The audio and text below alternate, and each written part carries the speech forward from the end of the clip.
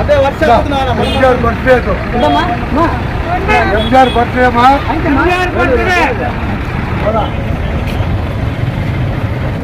ఎంజార్ birthday okay ఎంజార్ బర్త్డేమా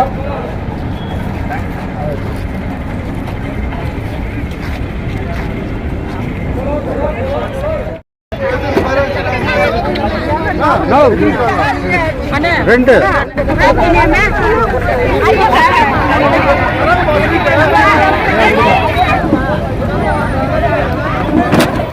நீயே நான் இல்லைன்னா தங்கவேல கட்சி இல்லை ஏன்னா இப்படி சொல்றாருன்னு பார்த்தா அது உண்மை. நான் கூட பழத்தை ஓய்ந்துட்டேன் கீழே நடக்க முடியல. இன்னைக்கு முழு பொறுப்பு நம்முடைய சகோதரர் அன்பு எடுத்துக்கினாரு. கர்நாடகா மாநில முழு தகுதி உள்ளவர் அண்ணா. வேற யாருக்கும் அந்த தகுதி கிடையாது. சட்டமன்ற உறுப்பினரும் ஆகலாம். இன்னைக்கு கட்சியை சிறப்பா செயல்படக்கூடிய ஒரே தலைவர் யாருன்னா சகோதரர் திரு அன்பு அவர்கள். அவர் இல்லைன்னா இன்னைக்கு அண்ணா திமுக இல்லைன்னு தைரியமா நான் சொல்லுவேன்.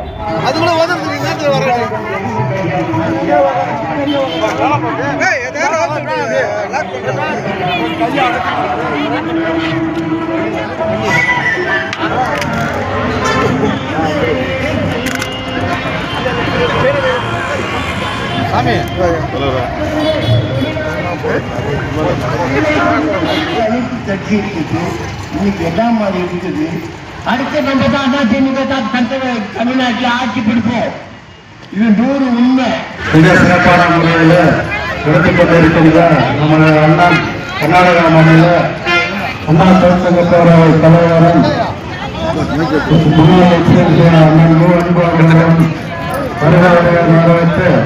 ஏன்னா பசு தெரியும் சாப்பாடு தர நல்ல வயிறாக சாப்பிடணும். புடவைங்க எல்லாரும் கிடைக்குது. 110 பேர் புடவை எடுத்துக்கிட்டா 110 பேருக்கு புடவை தரோம். நீங்க இருக்கிற ஷேர்லயே உங்களுக்கு சாப்பாடு வரும், புடவை வரும். சாப்பிட்டு புடவை வாங்கிட்டு போனோம்னு சொல்லிட்டு ஒரு 11 பேர் கேட்டுக்கொண்டு இந்த ஊர்ல இனியாவது தயவு பண்ணி நீங்க எல்லாம் சொல்லணும். ஹாஸ்பிட்டல்ல மோசமான நிலைமை. 50 வயசுல போறவன் 60 வயசுல போறவன் இன்னும் போய் செத்துட்டா பரவாயில்ல.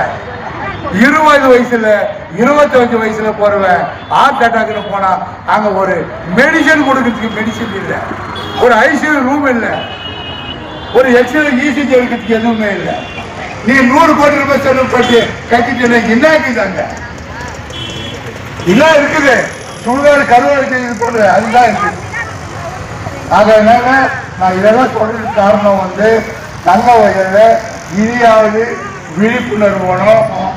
3 மாசத்துல அந்த ஏழை சோழ கழகாரங்களுக்கு கதை கட்டி கொடுக்குறேன்னு அது கட்டி கொடுக்கல.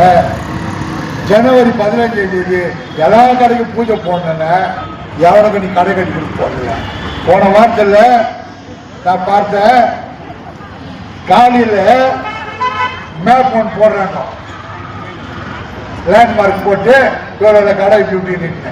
அது எங்க நடுறானாக்கா மாட்டு வண்டி ஸ்டாண்ட் இருந்துச்சு இல்லையா, அங்க காலையில் நடுறான். அந்த ரோடை கட்டி அந்த மாட்டு வண்டி ஸ்டாண்டு ஒடிச்சுட்டு அந்த கடை கட்டி கொடுக்குறவனுக்கு கடை இல்லை, அது ரோடு. அவன் கட்டணானுக்கு அப்டேஷன் பண்ணானுங்கன்னு சாயங்காலம் போட்டு போட்டான். பிக்சர் ரோடு போறதுக்கு வர்றதுக்கு வழி இருக்குதா? இல்ல.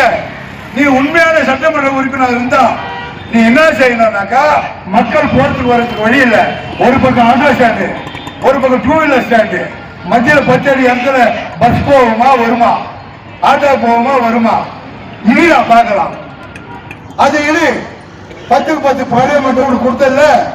நீ முனிசிபாலிட்டி கிட்ட அடுக்குமாடி கட்டிக்கிற பர்மிஷன் வாங்கிக்கிறியா? நீ லஞ்சம் கொடுத்து கட்டிடுங்களா? அதெல்லாம் தேவையில்லை. நீ என்ன முனிசிபாலிட்டி ஆக்டிவிட்டி இருக்குது அதை செய்யணும். போக்கஸ் தங்க வயல்ல எங்க தொட்டாலும் போக்கஸ். இன்னைக்கு அவ்வளவு பெரிய மாடு கட்டிச்சான எவனா கேட்கறது ஆளுக்குதா திக்குதா? ஒருத்த மயக்கமா கீழே போயிடான். அவன் கொண்டாடி போய் யாரு சோறு போடுறது? இன்னைக்கு கமிஷன் வச்சுக்கிறான். அதை பத்தி கமிஷனுக்கு போனோம். 1,74,00,000 ரூபாய் முனிசிபாலிட்டி சொத்து, கவர்மெண்ட் சொத்து வந்து ஹிஸ்டிய காலையில் 6 மணி 7 மணிக்கு வந்து யாரு கட்டி கொடுக்குமா? நீ கட்டுவியா? உன் குடும்ப சொத்தாது. யாருக்கு சொத்தாது? பாபா சாஹ் அம்பேத்கருடைய பவன் கட்டணும்னு சொல்லிட்டு மெயின் ரோடு மங்கார்பேட் ரோடு, அந்த ரோட்ல வந்துட்டு பவான் கட்டணம் அம்பேத்கருக்கு சொல்லி கொடுத்தாங்க. அது பிஜேபி கவர்மெண்ட் பண்ணது. ஆனா அதை இருட்டிப்பு பண்ணிட்டு அங்க போடாம நீ எங்கேயோ போயிட்டு 10 ஏக்கர்ல நான் அம்பேத்கர் பவன் பண்ண உலகம் மதிக்கிட்டு எவன் போவான்? இங்க புல்லு மார்க்கெட் இடிச்சிங்கல, அதே போல கேசம்பலால போய் இடிக்க முடியுமா? ஒன்னால பேட்மங்களால போய் இடிக்க முடியுமா? நாங்கெல்லாம் வந்து பிஜேபி மூடிட்டு பிறகு 3500 குடும்பத்துக்கு வந்து தர்மமா இல்ல இனாமா அந்த மக்கள் கஷ்டப்படுறாங்கன்னு அங்க இருந்து அம்மா அமுச்சு வச்சாங்க மூட்டை அரிசிய. அதை வந்து கொடுத்து வரலாறு படிச்சிருப்போம் தங்க வயலா. இன்னைக்கு எங்களுக்கு என்ன வருமானம் இது? விஜய்க்கு நான் ஒரு காரு பங்குறான், அவனுக்கு ஒரு அரசியல் வந்து மாசம் ஆனா ஒரு 50,000 ரூபாய் கொடுக்குறாங்களா, இல்ல 5 லட்சம் ரூபாய் காசு கொடுக்குறாங்களா, இல்ல எனக்கு கொடுக்குறாங்களா? எங்க உழைப்பு, எங்க சொத்து, எங்க கஷ்டம், எவங்கிட்டயும் 1 ரூபாய் நாங்க வாங்கறது இல்லை. நாங்க முயற்சி பண்ணோம். விஜய் இதை பண்ணலாம், 10 பேருக்கு 100 பேருக்கு இல்லாம எதனா ஒன்று செய்யணும், இந்த ஊர் மக்கள் செய்ய. இது மட்டும் இல்ல, வர மாசம் 24ஆம் தேதி கொடுக்குறேன், நான் கொடுக்குறேன். விஜய் கொடுக்குறான், என் கட்சிக்காரனை கொடுக்குற ஜெயபால் இது சும்மா இரும்பு வேலை செய்யற, நீ கொடுக்குறான். நான் எந்த என் மகன்கிட்டயோ மார்க்கெட்லயோ இல்ல வேற கட்சிக்காரங்கிட்டயோ வேற எவன்கிட்டயோ நான் கேட்கறது இல்லை. இது ஏன் நம்மளுக்கு ஓட்டி சொல்றேன்னாக்கா, எங்களுக்கு பையன் இல்லை. நாங்க பேசுறதுக்கு காரணம் என்னன்னா, இந்த ஊர் அழிஞ்சு இருக்குது. இனி வர காலத்துல இந்த தாய்மார்களுக்கு லாஸ்ட் டைம் கூட நான் கொலை கொடுக்க சொன்ன அம்மா பிறந்தாரு. இந்த வருஷமா இப்ப சொல்றேன், எலெக்ஷன் வரப்போகுது. நீங்க எல்லாம் உங்க வீட்டு பக்கத்துல அக்கல் இருக்கிறவங்களுக்கு எல்லாம் சொல்லுங்க, 1 ரூபாய் காசு வாங்காதீங்க, ஓட்டு போடுங்க, ஒரு அரசியல்வாதி தேர்ந்தெடுங்க, மக்கள் சேவை செய்யறவனுக்கு தேர்ந்தெடுங்க. சும்மா போய் தண்ணி வளர்த்துறவனுக்கும் கரண்ட் மாட்டுறவனுக்கும் இல்ல ஊரா சுத்திக்கன்னு நான் 1000 ரூபாய் தரேன் 2000 ரூபாய் தரேன்னு ஓட்டு போட்டீங்கன்னா உங்களுக்கு அவ்வளவுதான் கெதி. மருந்துங்க கேஜப்ப மருந்துன்னா மார்க்கெட் எம்ஜி மார்க்கெட் இருக்குதுனாக்கா அது பிரிட்டிஷ்கார சுத்தி, புல்லு மார்க்கெட் இருக்குதுனாக்கா அது பிரிட்டிஷ்கார ஒதுக்கி வச்சுது, காங்கிரஸ் மார்க்கெட் இருக்குதுன்னு சொன்னாக்கா அது பிரிட்டிஷ்காரன் ஒதுக்கிடுது. இன்னைக்கு வந்து நகர சபையில வந்துட்டு நகர சபையை செஞ்சிருக்கிறாங்க. இதே நகர சபை பகுதியில் பிரிட்டிஷ்கார தங்க சுரங்கத்துக்கு சொந்தமான இடங்கள்ல பல இடத்துல கேடிய பக்கத்துல இருக்குது ஆபீஸ். இன்னைக்கு தேச சர்ச் பக்கத்துல டேரி சர்க்கிள் ஒன்று இருக்குது. இது எல்லாமே வந்து இந்த தங்க வயல் மக்கள் சுரட்சமா இருக்கணும்னு சொல்லிட்டு வாழ்ந்திருக்காங்க. ஆனால் இன்றைய நிலைமை என்ன? நீங்களெல்லாம் சிந்தித்து பார்க்கணும். நாங்கெல்லாம் இது ஏன் இவ்வளவு காலமா பேசாத இருக்கிறோம்னாக்கா, என்ன இன்னும் அட்டுழி நடக்குது இந்த ஊர் மக்களுக்கு நாங்க எடுத்து சொல்லலாம். இன்னைக்கு புல்லு மார்க்கெட்டு 120 130 வருஷ காலமா புல்லு மார்க்கெட் இருக்குது. அந்த புல்லு மார்க்கெட்ல முதல்ல ஒரு வருஷம் இருக்கும். அந்த வருஷத்துல எலக்ட்ரிக் கடை, அந்த பேட்டரி கடை இருக்கும், பக்கத்துல கார்பெண்டர் கடை இருக்கும், அதுல கர்மர் கடை இருக்கும், அதுல வெட்டிங் ஷாப் இருக்கும். இப்படி ஒரு 10 கடை இருக்கும். அந்த 10 கடையை தான் தலைவர் சிஎம் ஆறுமுக தலைவராக இருக்கும் பொழுது அந்த காலத்துல நகர சபை மூலியமா அங்க கடையை கொடுத்தது தலைவர் சிஎம் ஆறுமுகம். அதற்கு அடுத்து பக்தவச்சலம் இருக்கின்ற காலத்துல பல பேருக்கு அங்க வந்து சைட்டு கொடுத்தது. அதாவது வந்து கடை 13க்கு 13, 13க்கு 15, 10க்கு 10 இப்படி எழுத்த மட்டும் தான் கொடுத்தாலே தவிர யாரும் கட்டி கொடுக்கல. நகர சபையும் கட்டி கொடுக்கல, அதான் இடம் கொடுத்தவங்களும் கட்டி கொடுக்கல. காரணம் ஏன் இதை சொல்ல வர கொடுத்தா, ஒரு தெளிவு வேணும். தெளிவு இல்லாத நாங்க பேச மாட்டோம்னா திமுக ஒரு தெளிவு இருந்தால் தான் அதை பேசுவோம். நாங்க எந்த சட்டத்தையும் பார்க்க தயார். எங்க போனாலும் அதுக்கு நாங்க எதிர்நீச்சல் போட தயார். நகர சபையா நகர சபை தான் செய்யணும் அந்த வேலையை. சட்டசபை உறுப்பினரா நீ என்ன செய்யணும் அதை தான் நீ செய்யணும். புரட்சி தலைவர் பணத்திறப்புல புரட்சி தலைவர் பிறந்த நாள்ல கட்சிக்கு நாங்க சபதேற்று சொல்றோம். நாங்க இருக்கும்போது அதிமுக ஆட்சி புரியும் போதாகட்டும், நகரசபை தேர்தல் ஆகட்டும், இங்க எல்லா ஜாதிக்கும் இடம் கொடுத்தோம். முஸ்லீம் சேர்மனா உட்காந்து அழகு பார்த்துருக்கோம். ஜென்சன் பேக்ன்றத ஒரு லேடி செத்துடுச்சு, அதை பிரசன்ட் பண்ணி அழகு பார்த்துருக்கிறோம். அத்தாவுலா பிரசன்ட் பண்ணி அழகு பார்த்துருக்கிறோம். ஸ்டாண்டிங் கமிட்டி அமெரிக்கா உட்கார வச்சு பார்த்துருக்கிறோம். அதே போல லியாகத் இருந்தா அவரு ஸ்டாண்டிங் கமிட்டி சேர்மன் பண்ணோம். புண்ணியமூர்த்தி ஸ்டாண்டிங் கமிட்டி சேர்மன் தாங்க. இதே டாக்டர் புரட்சி தலைவர், சத்துணவு படைத்த சரித்திர நாயகன், பாரத் ரத்னா, ஏழை எளிய மக்களின் முன்னேற்றத்திற்காகவும் உயர்வுக்காகவும் அல்லும் பகலும் வாழ்கின்ற காலம் வரையில உழைத்திட்டவர். அனைத்து இந்திய அண்ணா திராவிட முன்னேற்ற கழகத்தை தமிழகம் மாத்திரமல்ல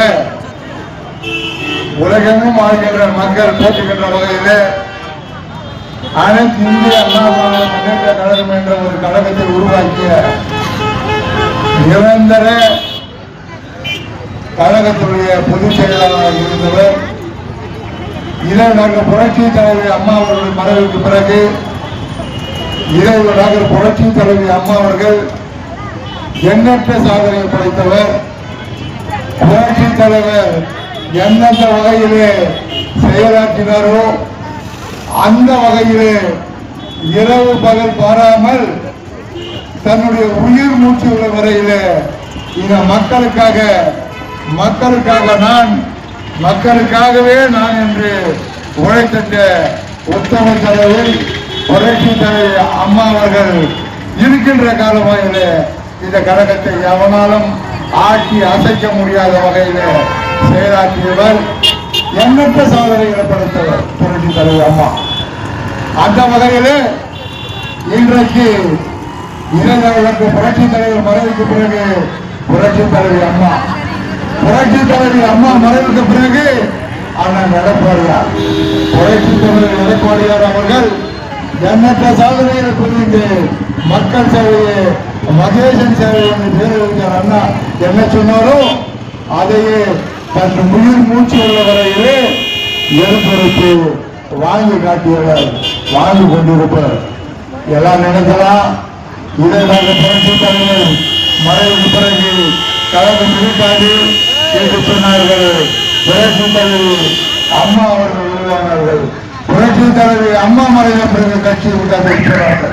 புரட்சி தலைவி அம்மா மறைவுக்கு பிறகு அண்ணன் எடப்பாடி அவர்கள் வந்தார். எடப்பாடி அவர்கள் வந்து எண்ணற்ற சாதனைகளை, தலைவர் என்ன சொன்னாரோ, அம்மா என்ன சொன்னாரோ, என்ன செய்தாரோ அதை அப்படியே செய்து காட்டியவர் அண்ணன் எடப்பாடி. இன்றைக்கு கூட இந்த கழகம் இதையெல்லாம் நாங்கள் ஏன் சொல்றோம்னாக்கா, எனக்கு முன்னதாக பேசிய அன்புக்குரிய சோழர்கள் நிச்சயம் சொன்னபடி தமிழக மக்களுக்கு புரட்சி தலைவர் அண்ணன் எடப்பாடியார் என்ன செய்தது, அவர்கள் என்னென்ன ஆணையிட்டார்கள், அந்த வகையில நாங்கள் எங்களுக்கு எதுவும் எதிர்பார்க்காமல் செய்யக்கூடிய தகுதியை வாய்ந்தவர்களாக நாங்கள் இருக்கிறோம். இந்த ஊர்ல எவனா எதனா செய்யணும்னாக்கா ஒரு எதிர்பார்ப்பு வைத்துக் கொண்டு செய்வார்கள். நாங்கள் அந்த எதிர்பார்ப்பை இந்த தங்க வயதில வைத்து செய்த சரித்திரமே இல்லை. நானாகட்டும், அதிமுகவை சேர்ந்த எந்த தொண்டனாகட்டும், இவர்களுக்கு இவர்களால் ஏதாவது நமக்கு கிடைக்கணும், அதை வச்சு நம்ம முன்னுக்கு போனோம், இந்த ஊரை நம்ம வேலைக்கு வாங்கணும் எண்ணிய வரலாறு எங்களுக்கு இல்லை.